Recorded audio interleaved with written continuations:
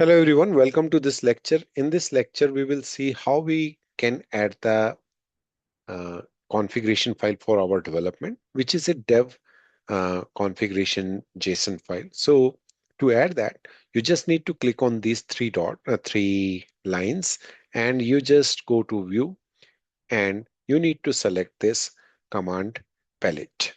So I'll click on this now. Here, what I need to do, I need to add a configuration file. Okay, so you can check with the code space, right? So here, add dev container configuration files.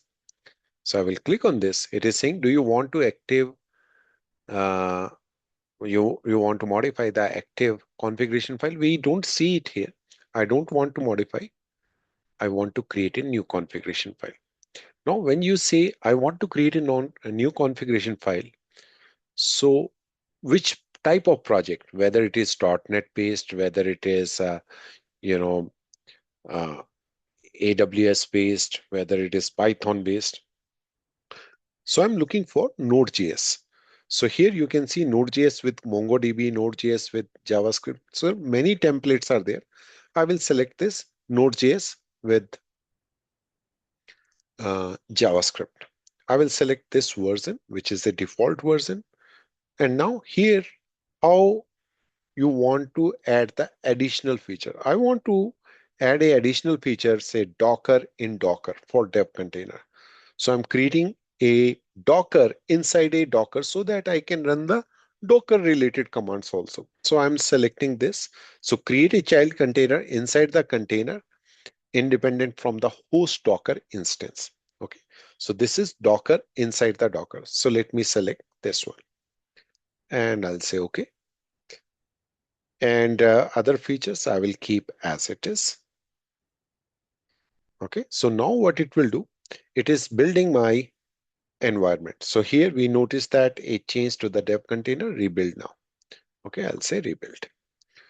Now here you will see that there is a file get created, which is devcontainer.json file, and there is a .github there is .github directory, which is basically having a YAML file, which is dependabot.yaml file, and that is for updation of the dependencies, right?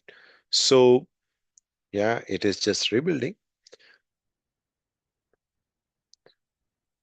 So in next lecture, we will explore what is in the devcontainer.json file, which is basically the configuration file for our uh, which is a configuration file for our project.